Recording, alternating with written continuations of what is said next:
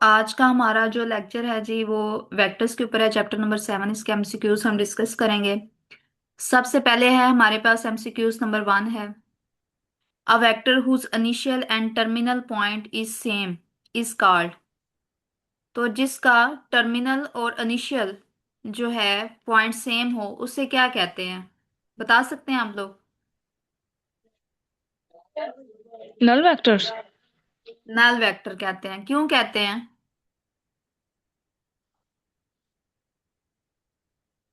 क्योंकि इसके अंदर जो है वो जीरो वेक्टर्स आते हैं, मतलब उसका हम डिसाइड ही नहीं कर सकते कि कौन सा, ये कौन सी डायरेक्शन में जा रहा है, लेफ्ट जा रहा है, राइट जा रहा है, किस तरफ जा रहा है। तो यहाँ पे इसका नल वेक्टर आएगा। ठीक है, नेक्स्ट देखें।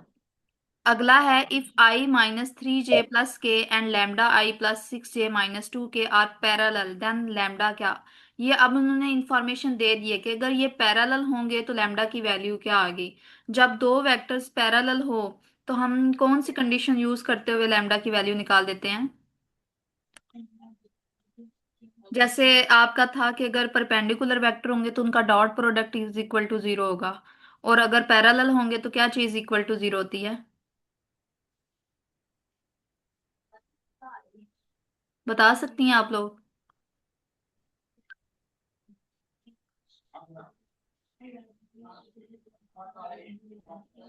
एमसीक्यूज नंबर 2 के अंदर जब दो वेक्टर्स पैरेलल होते हैं तो क्या चीज होती है? बता सकते हैं?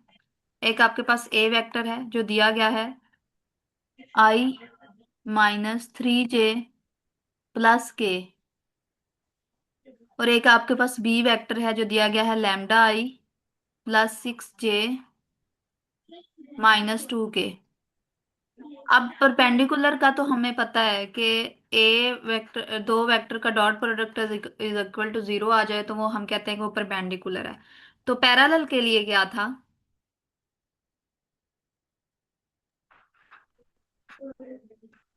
इनका क्रॉस प्रोडक्ट अगर इक्वल टू जीरो आ जाए तो वो हम कहते हैं कि ये पैरेलल हैं। ठीक है, अब उसने खुद ही बता दिया है कि ये दो वेक्टर्स आपस में पैरेलल हैं। अगर ये पैरेलल हैं तो इसका मतलब है इनका क्रॉस प्रोडक्ट किसके इक्वल आएगा? जीरो के इक्वल।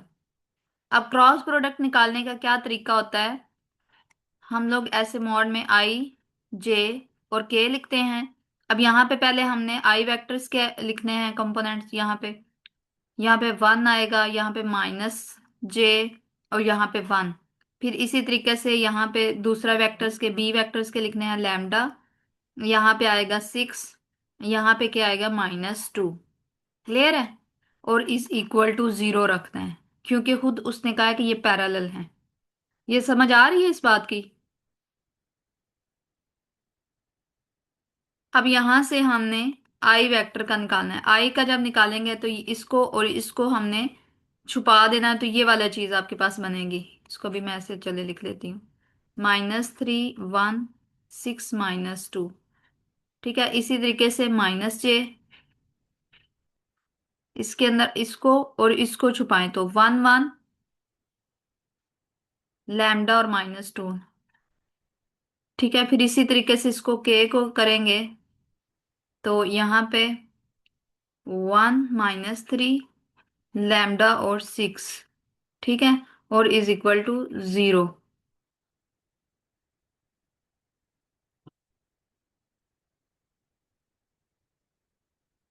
अब हमने क्या करना है, लैम्डा की वैल्यू निकालनी है तो किसी भी एक कंपोनेंट को उठा के हम लोग लिख सकते हैं।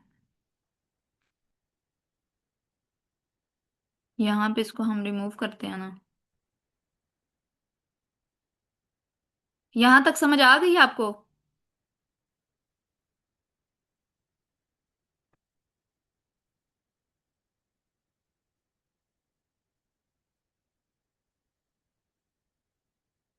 अब आगे देखें जरा यहाँ पे। अच्छा जी, यहाँ पे हमारे पास बनता है आई, इनको आपस में मल्टीप्लाई करें, 6 -6,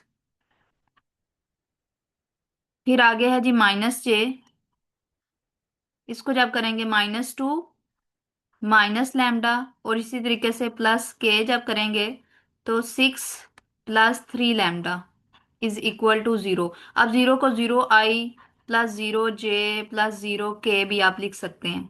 ठीक है।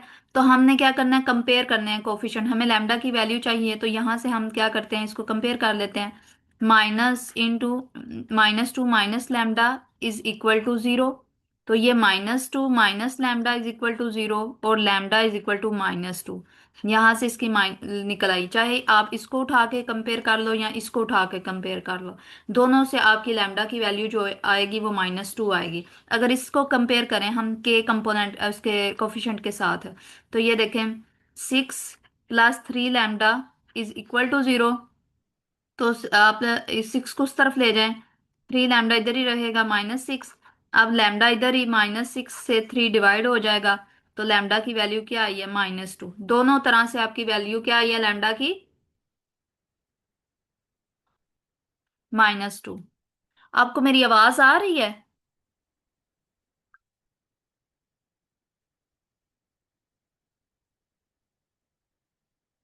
हेलो, मेरी आवाज आपको आ रही है?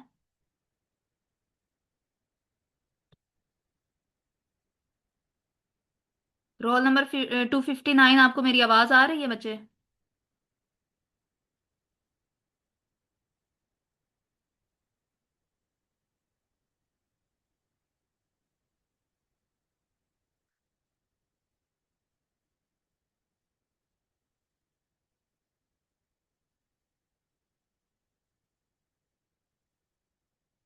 332, 259, 152। रोल नंबर 22, आपको आवाज आ रही है?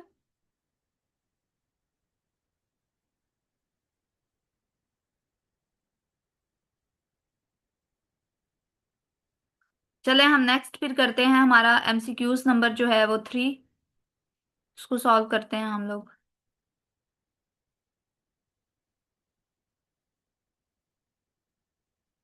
क्वेश्चन एमसीक्यूज नंबर 3 में हमें पी क्यू दो वेक्टर्स दिए गए हैं और हमने पी क्यू निकालना है। अब पी क्यू का मतलब होता है position vector of Q minus position vector of P. ठीक है।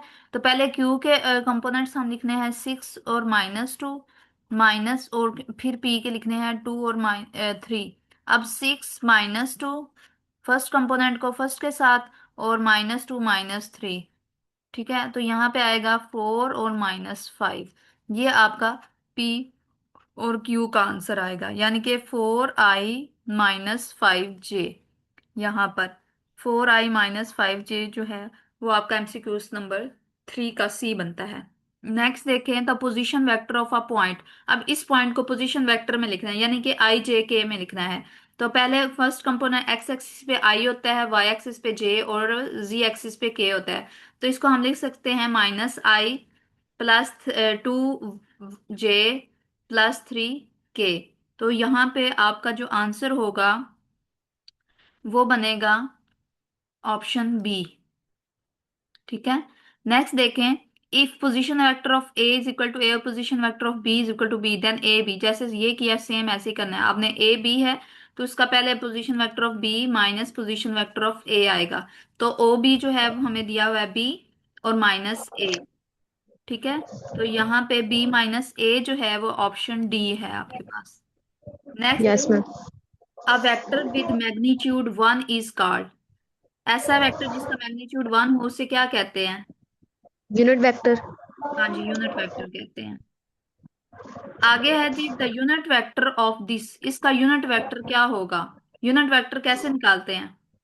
मैम पहले तो इसको ऊपर ऐसे ही लिख लेना, फिर 2 का स्केयर लेना है, और फिर जो आई के साथ वैल्यू होगी उसका स्केयर लेना, जे जे के साथ जो होगी उसका स्केयर लेना, तो ये 5 नीचे वाले आ जाएगा, ऊपर वाला ऐसे ही रहेगा, तो मैम इसका डी आएगा, 2i हाँ जी, प्लस जे अंडर। समझ लें ये एक वेक्टर है, हम इसको लिख सकते हैं वेक्टर को 2i + j, एक वेक्टर फॉर्म के अंदर। अब इसका हमने यूनिट वेक्टर निकालना है।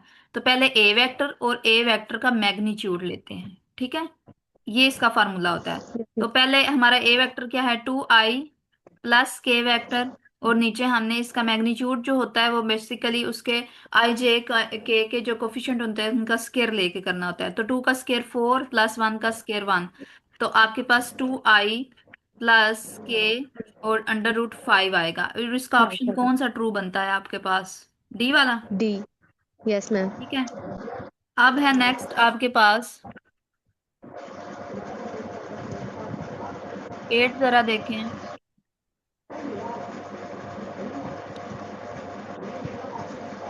8 में उन्होंने बोला है कि यूनिट वेक्टर क्या होगा वी का, अभी जो मैंने इसका फार्मूला बनाया बताया आपको।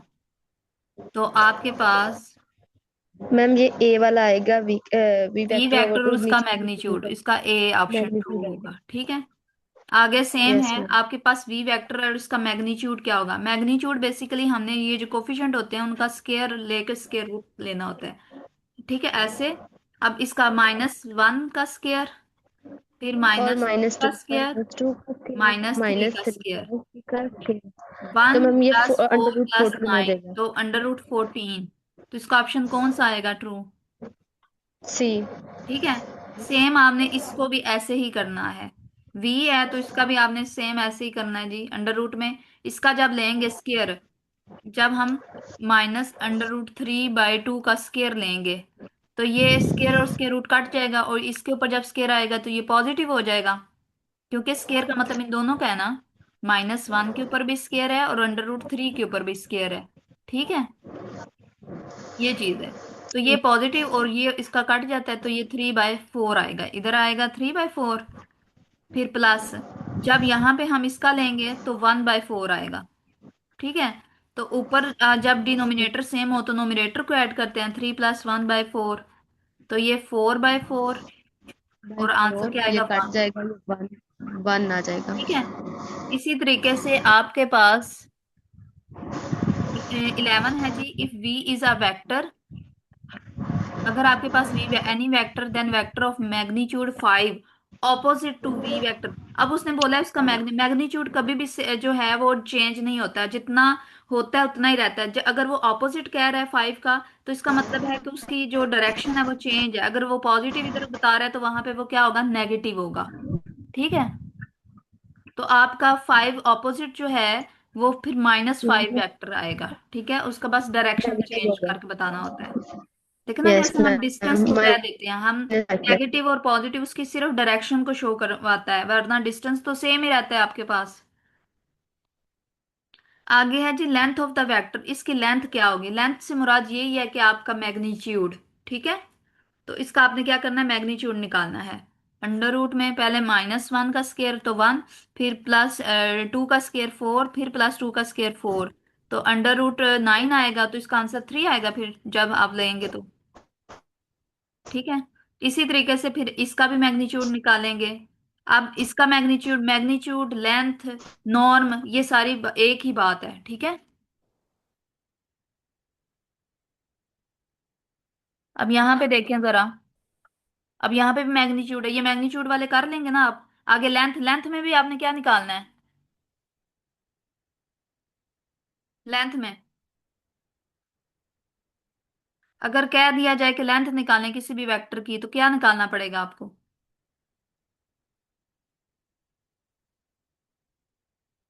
मैग्नीट्यूड निकालना पड़ेगा। और मैग्नीट्यूड कैसे निकालते हैं? अंडर रूट में इसके के कंपोनेंट का स्केयर लेके, 2 का स्केयर, -1 का स्केयर, और -2 का स्केयर। ठीक है। 4 + 1 + 4, तो आंसर क्या आएगा? 9, और 3 इसका आंसर आ जाएगा। क्लियर है? अब देखें, अगर अल्फा बीटा गामा डायरेक्शन को sines of a vector, then cos square alpha plus cos square beta plus cos square gamma किसके इक्वल होंगे? ये आपका मैंने करवाया भी हुआ है, ये 1 के इक्वल होंगे। ये हमने क्लास के अंदर भी इसको प्रूव करवाया था। ठीक है। तो इसका ऑप्शन जो होगा हमारे पास क्या आएगा? 1। अब देखें हमारे पास है नेक्स्ट ऑप्शन नंबर है जी 18, the direction cosine of x axis. अब एक्स एक्सिस पे अगर हम बात करें तो इसका मतलब है वाई एक्सिस और जी एक्सिस क्या होंगे? 0 होंगे। ठीक है। इस बात की समझ आ रही है? एक्स एक्सिस में वाई एक्सिस और जी एक्सिस क्या होते हैं? 0 0। जीरो होते हैं। तो इसका मतलब है ये एक्स एक्सिस है, ये Y axis, Z axis, Y और जी दोनों जीरो जीरो है, तो इसका ऑप्शन 18 का ए हमारा ट्रू होगा। क्लियर है? Yes ma'am. और यस इसी मैम। तरीके से अगर मैं वाई एक्सिस की बात करूं, तो वहां पे क्या होगा, वाई एक्सिस में एक्स और जी जीरो होगा। ठीक है। Yes ma'am. Yes ma'am. अच्छा, अब देखिए मैग्नीट्यूड ऑफ वेक्टर, इसका फिर मैग्नीट्यूड निकालना है, तो इसका मतलब है इसके आई जे के जो है वेक्टर्स जो है उनके कोफिशिएंट का हमने क्या करना है, स्केयर्स लेने हैं। और अंडर रूट के अंदर दो का स्केयर यस मैम। चार, थ्री का स्केयर नाइन, 13 आ गया, और फोर का स्केयर 16, फोर इज 13 में 29। 16, 29, अंडर रूट 29। तो ऑप्शन बी यस। आपका करेक्ट होगा। नेक्स्ट है which of the triple can be direction angle of a vector. अब वो कह रहा है कि ये क्या डायरेक्शन एंगल है। तो आपने ऊपर मैंने अभी आपका डायरेक्शन को साइन का एक फार्मूला बताया है कि cos square alpha plus cos square beta plus cos square gamma is equal to 1 आना चाहिए। जिसमें 1 आ गया ना वैल्यू पुट करने से, वो आपके होंगे डायरेक्शन एंगल्स होंगे। ठीक है। अब देखें कॉस 90, अगर पहले कोई हम चेक करते हैं, कॉस 90 प्लस स्केयर है, और आपका है जी कॉस स्केयर 90 प्लस कॉस 45 का स्केयर। अब देखते हैं कि इसका मान आता है, कॉस 90 क्या होता है, जीरो। ये पता है ना आपको, ये वाली वैल्यूज याद की हुई हैं। यस मैम, याद की है। हाँ, तो कॉस 90 जीरो होता है, ये भी जीरो हो गया, प्लस ये भी जीरो हो गया, प्लस कॉस 45 किसके इक्वल होता है, इसकी वैल्यू बता सकते हैं आप लोग। कॉस 45, 1/√2। हाँ जी, 1/√2 का स्केयर, क्योंकि ऊपर स्केयर भी है ना। जब आप यस मैम। इसको करेंगे सॉल्व, तो 1/2 वैल्यू आएगी, ये इक्वल नहीं आई 1 के, है ना, नहीं ना आई, यस। तो ये डायरेक्शन यस। एंगल नहीं है। फिर सेम आप इसका भी करोगे, जब आपके पास यहाँ पे आएगा कॉस 0 1, कॉस वैल्यू की इधर जीरो वैल्यू पुट करेंगे, फिर प्लस कॉस 0 पुट करें, फिर कॉस 45, तो फिर इधर 1 + 1 प्लस ये 1/2 आएगा, तो वो भी इक्वल टू आपके पास नहीं आएगा। ठीक है, 2 + 1/2, तो ये वाला भी नहीं आएगा, फिर इसको वैल्यू पुट करते हैं। ठीक है, जब मैम ये इसको वाली पुट करेंगे, तो 1/2 प्लस 1/2 प्लस जीरो। ठीक है, क्योंकि कॉस यस मैम। 90 तो जीरो के इक्वल होता है, और इसका जब स्केयर यस। ओपन करेंगे तो 1/2, अब यहाँ पे 2 और 2, तो आंसर क्या आएगा, 1 आ गया ना, ये 1। जब ये वाली वैल्यू पुट करनी है आपने। ठीक है, तो जब आपका आंसर 1 के इक्वल आ जाए, तो आपने कहना है कि ये डायरेक्शन एंगल्स हैं। तो इसका ऑप्शन आपका 20 वाले का क्या आएगा, करेक्ट।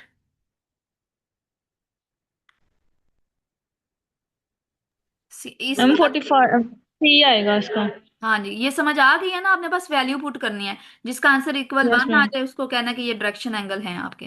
नेक्स्ट देखें जी, projection of the vectors U on vector V. अब जब ऑन का बोलेंगे, तो उसको हमने डिनोमिनेटर में ले जाके उसका मैग्नीट्यूड लेना है। ठीक है, और ऊपर वालों का डॉट प्रोडक्ट लेना है आपने। ठीक है, 21 वाले का फिर क्या बनता है आपके पास, 21 वाले का u dot V divided by V 21 vector का मैग्नीट्यूड, ए इसका ऑप्शन ट्रू बनेगा। ए बनते हैं। ठीक है, नेक्स्ट देखें 22 वाले का, यहां पर आपके पास है, ये वाला है, फॉर अ वेक्टर वी, ये वी हमें वेक्टर दिया हुआ है, कॉस बीटा निकालना है। क्या निकालना है, कॉस बीटा। अब आपको याद होना चाहिए, जो कॉस अल्फा होता है, अगर आपके पास कोई वेक्टर दे दिया जाए, उसको एक्स वाई जे फॉर्म के अंदर लिखा जाए, इसको निकालने का किसी को फॉर्मूला आता है, यहाँ पे कॉस अल्फा कॉस बीटा, ये मैंने क्लास में भी करवाया हुआ था आपको।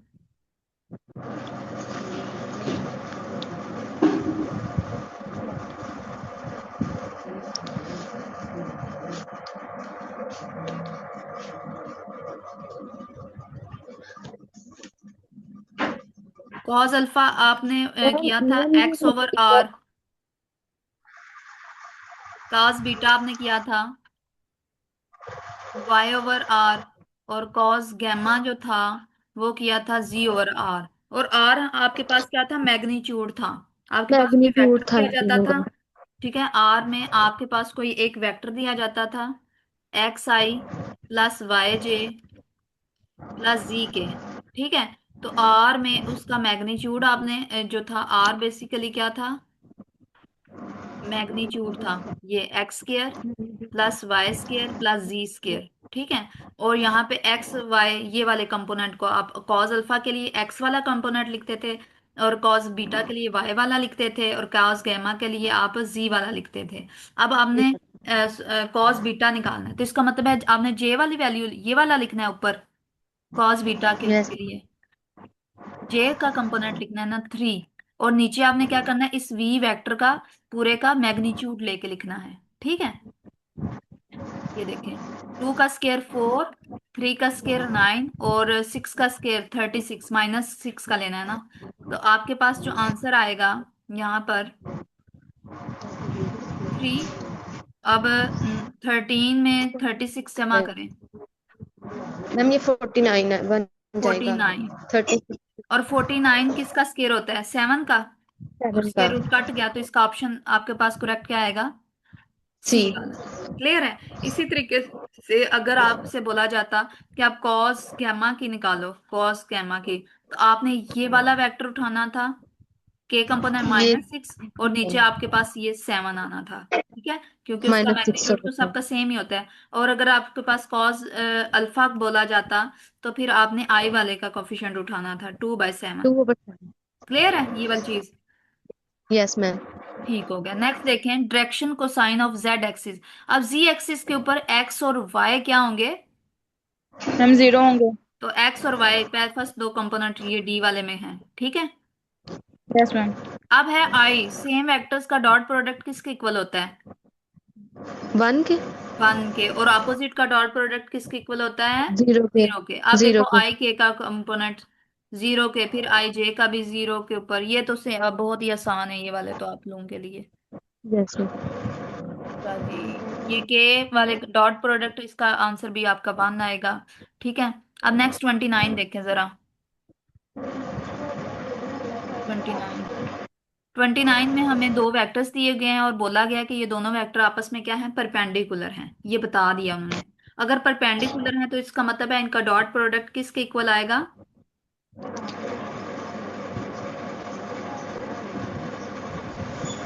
0 तो के। हाँ जी, अगर दो परपेंडिकुलर हों वेक्टर्स तो उनका dot product is equal to 0 होगा, और अगर पैरेलल हों तो उनका cross product is equal to 0 होगा। तो 0 का। u dot v is equal to 0। अब हमने इसके अंदर वेक्टर्स की वैल्यू डाल देते हैं जी, -+4j -7k।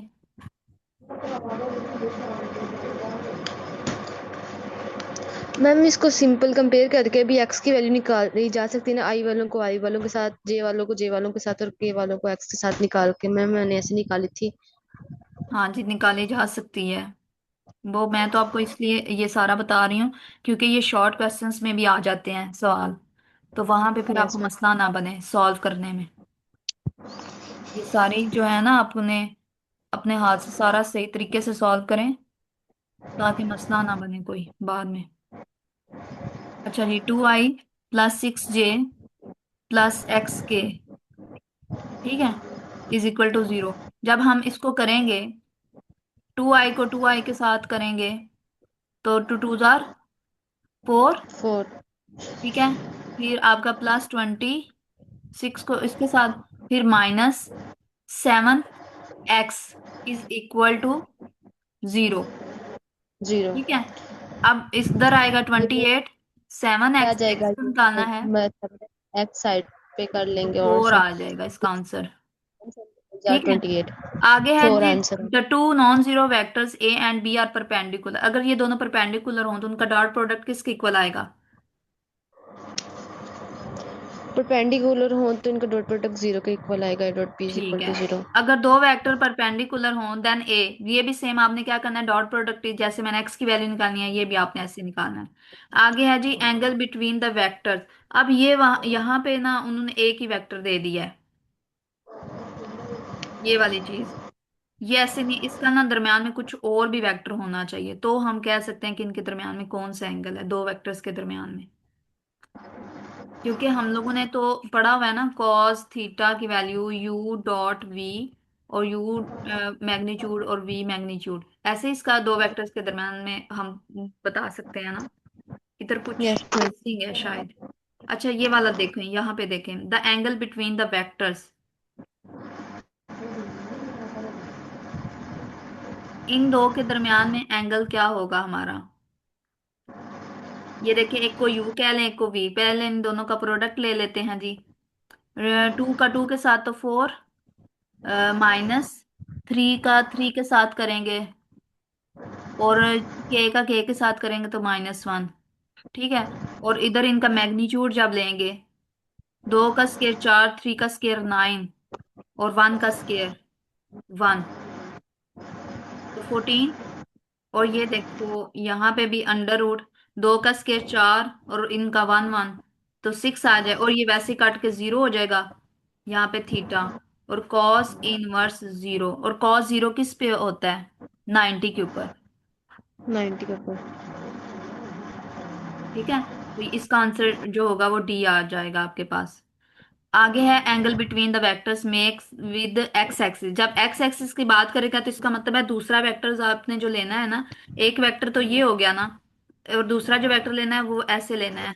ठीक है, यू, यानी आई प्लस 0 j प्लस 0 k, इस तरीके से एक्स एक्सिस की बात अगर करेंगे। ठीक है, तो फिर उसके मुताबिक आपने इसको सॉल्व करना है 34 को। क्लियर है। आगे देखें जी, cosine of the angle between two non zero vector. अब दो नॉन जीरो वेक्टर्स का क्या फार्मूला है, ये जो मैंने अभी ऊपर लिखा था, U dot V divided by U और वी को मैग्नीट्यूड, तो ये ए और बी के दरमियान में होगा, तो ये वाला सी वाला ऑप्शन भी ट्रू होगा। सी वाला होगा डॉट बी, ए का मोड और बी का मोड। शाबाश। आगे है जी, कॉस थीटा किसके इक्वल होता है, 36 को ए देखिए डॉट, जरा। Cos theta ma'am A dot B cos theta. A dot B के इक्वल होगा। Yes ma'am. ठीक है, तो ये इसका ऑप्शन ए जो होगा वो करेक्ट होगा। आगे है प्रोजेक्शन वी अलोंग के। अब के है तो इसका मतलब है आपने वी डॉट, पहले तो के करेंगे ना, वी डॉट के, यस मैम। तो इसका सिर्फ सी वाला ऑप्शन आएगा। और जब आप सी के वाला। वाले का मैग्नीट्यूड लेते हैं 1, इसका आंसर क्योंकि यहाँ पे 1 होता है, तो इसका ऑप्शन सिर्फ सी आपके पास आएगा। ठीक है, क्योंकि आई जे यस मैम। के जो मॉड होते हैं वो हमेशा 1 के इक्वल होते हैं कंपोनेंट्स के। अब देखिए प्रोजेक्शन ऑफ द वेक्टर, इसकी एक्स एक्सिस के साथ प्रोजेक्शन लेनी है, तो इसका मतलब है आपके पास नीचे सिर्फ आई आएगा, और ऊपर आई के साथ आपने इसका लेना है, तो आई का मॉड जो होता है 1 के इक्वल आता है, तो इसका ऑप्शन ए आएगा। क्लियर है। A I. Yes ma'am. अब नीचे देखें, प्रोजेक्शन ये वाला दिया हुआ है, 39 वाला। 39 वाला, ये एक को ए यू कह लो, एक को वी कह लो आप लोग, ठीक है, यहाँ पर यू कह यस लो, ये मैम। वी कह लो। तो ये यू है और ये वी है, तो आपने पहले यू डॉट वी और नीचे आपने वी का मैग्नीट्यूड करके करना है। ठीक है। अब नेक्स्ट आपके पास 40 यू और वी दिए गए हैं, ये परपेंडिकुलर है, और अल्फा निकालना है, ए निकालना है। तो इसका मतलब है अगर ये दोनों परपेंडिकुलर हैं तो इनका डॉट प्रोडक्ट आपके पास 0 के इक्वल रख के उसको कंपेयर करके आपके पास वो निकल आएगा। ठीक है। आगे देखें 41, प्रोजेक्शन ये दी हुई है अलोंग बी है, तो पहले ए डॉट बी और नीचे आपने बी का मैग्नीट्यूड, जिसके अलोंग जाना हो उसको नीचे आपने उसका मैग्नीट्यूड लिखना होता है। ठीक है। -1/√2 आएगा मैम, ये मैंने निकाला था। हाँ जी। अब ये क्रॉस प्रोडक्ट सेम वालों का क्या आता है, 1। 0। मैम सेम वाला का 1 नहीं आता। डॉट प्रोडक्ट 1 आता है, क्रॉस प्रोडक्ट जो होता है वो 0 के इक्वल आता है। Yes ma'am. ठीक है। डॉट प्रोडक्ट 1, क्रॉस प्रोडक्ट 0 के। Yes ma'am. अब नेक्स्ट देखें, अब vector product of two vector is अब देखो, vector product of two vectors is a scalar quantity unit vector, vector quantity null vector. ये बात कर रहे हैं कि अगर हम दो वेक्टर का प्रोडक्ट लें, यानी कि ए क्रॉस बी लें, तो उसका जो आंसर आता है वो एक स्केलर क्वांटिटी आती है, वेक्टर क्वांटिटी आती है, कौन सी आती है, वो एक वेक्टर क्वांटिटी आती है। वेक्टर जब आई जे मैम, के वेक्टर वालों का क्वांटिटी क्रॉस आती है। प्रोडक्ट लेते हैं ना, तो आपके पास जो आंसर आता है वो आई जे के फॉर्म के अंदर आता है, यानी वेक्टर फॉर्म के अंदर आता है। ठीक है। Yes ma'am. तो ये वेक्टर प्रोडक्ट उसको बोला जा रहा है। आगे है जी, ये वाला आपने सर्कल बना के आई, जे और के, ठीक है। अब देखो के क्रॉस आई, यानी के और आई, आपका पास आंसर क्या आना चाहिए? जे। 44 का जो ऑप्शन आपके पास होगा वो क्या आएगा? जे। डी वाला ऑप्शन पॉजिटिव, क्योंकि ये देखो ना सेम डायरेक्शन में जा रहा है ना। अब इसका जो होगा, ये के, ये आई है, ठीक है, और ये आपका जे है। तो देखें, आपने इस तरफ को अगर जाना हो, सॉरी ये इस तरफ को, आई, के और आई, इसका क्या आएगा आपके पास? जे। ऑप्शन डी आपके पास करेक्ट होगा, ठीक है। आगे है जी, if A and B are two non zero vector then A cross B equal होगा। अब जब इक्वल की बात आ रहे हैं ना, तो जब आप इसकी डायरेक्शन चेंज करते हैं ना क्रॉस प्रोडक्ट में, तो ये पॉजिटिव है तो वो वहां पे आपका नेगेटिव आएगा, माइनस बी क्रॉस ए। इसका ऑप्शन डी करेक्ट होगा, ठीक है। जब आप उसकी डायरेक्शन चेंज करते हैं ना क्रॉस में, तो वो नेगेटिव भी साथ आता है। अब देखो जे क्रॉस के, अब जे और के आगे ही आ रहा है ना, आगे की तरफ ही आ यस रहा है, तो इसका ए मैम। ऑप्शन है। अगर वो पीछे की तरफ जाता तो फिर माइनस में आना था, ठीक है। आ गया 47, four two yes. Non zero vector A and B, A cross B is equal to. अब ए क्रॉस बी जो होता है वो ए बी साइन थीटा, और एन, एन उसकी डायरेक्शन को भी शो करता है, ये वाला क्या ऑप्शन आता है, ठीक है। Yes ma'am. ये पता है ना आपको? ए यस मैम। क्रॉस बी, इसमें ए बी साइन थीटा और एन यूनिट वेक्टर आता है आपके पास। तो ये वाले जो होते हैं वो आपके पास, इसका ऑप्शन जो होगा वो ये वाला आएगा। नेक्स्ट है के क्रॉस जे। अब के और जे, ये देखो, ये डायरेक्शन अब पीछे की तरफ जा रही है, ये हमारा आगे की तरफ था। अगर एक ही सेम डायरेक्शन में होगा तो पॉजिटिव। अब के से हम पीछे की तरफ जा रहे हैं, जे की तरफ, जब पीछे की तरफ जाएंगे तो हमारा माइनस आई आएगा, ठीक है। Yes ma'am. अब आई और के को देखो, आई और फिर पीछे की तरफ जा रहे हैं के, तो फिर आपका माइनस जो रह जे। जाता है वो आएगा, माइनस जे यहां पर, जे। ठीक है। आगे आपके पास, if A and B are two non zero vector then angle between A and B is always. अब जब दो नॉन जीरो वेक्टर होंगे तो उनके दरम्यान जो एंगल होता है हमेशा वो 90 के होता है, इक्वल, ठीक है। ये आपके पास यस। 50 एमसीक्यूज थे आज के लेक्चर के, जो आपने प्रिपेयर करने थे। इसमें कोई प्रॉब्लम यस तो मैम। नहीं आई? अभी एक हमारा मिनट है लास्ट चल रहा, अगर कोई मसला है तो पूछ सकती हैं आप लोग।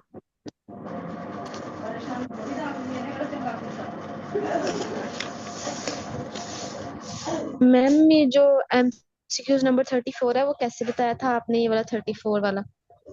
एक मिनट बेटा, 34 वाला रहने दो, अभी हमारी लास्ट मिनट चल रहा है। एक्स एक्सिस के साथ इसका लेना है आपने। दूसरा वेक्टर को आपने पता है क्या लेना है, आई प्लस जीरो जे प्लस जीरो के करके।